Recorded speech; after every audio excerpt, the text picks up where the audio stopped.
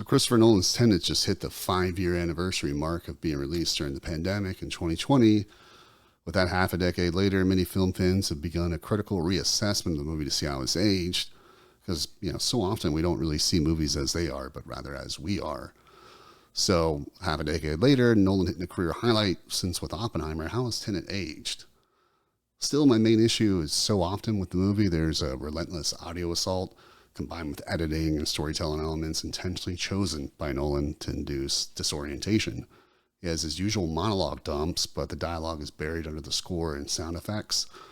Nolan was previously really good with at least explaining the setup of his movies to the audience, then leaving it up to everyone to kind of make sense out of that execution. He gave us the magic trick of his movies with The Prestige, The Pledge, which is something ordinary looking, The Turn, something ordinary becomes extraordinary, and then finally The Prestige, which tops that extraordinary and then just kind of reverses it. In Inception, Cobb is clearly Nolan's analog, explaining the setup to the audience proxy of Ariadne. He starts with The Maze as The Pledge, The Turn is The Mazes of the Dream World, and then The Prestige is just Inception. He tries to pull off the magic trick here differently by mixing up the phases and sometimes even running them concurrently.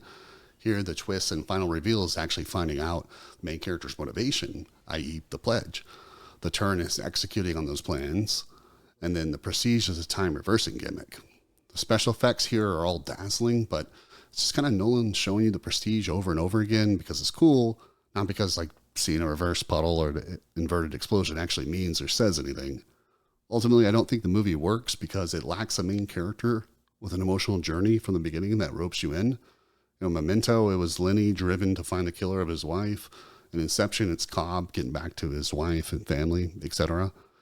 The main character here is such a non-persona. His name is literally the protagonist.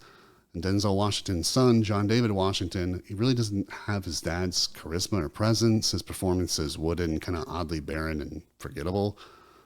I remember watching it in the theater. It was so convoluted and indecipherable with the sound mix that during the 10, 15 minutes of the finale, everyone around me confusingly was asking each other questions about, what was that? Did you hear that? And then finally, really, there was just laughter throughout the theater as the reveals kind of came hot, heavy, like shotgun blasts to the face. And really, Tenet, even today, it's still like if you had two TVs side by side.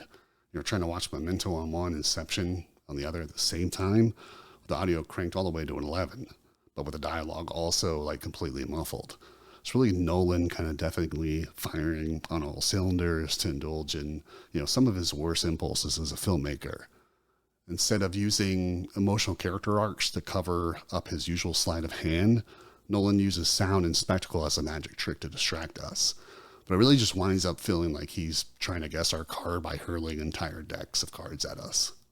But as always, that's just the scene from my lens. What's your take on it?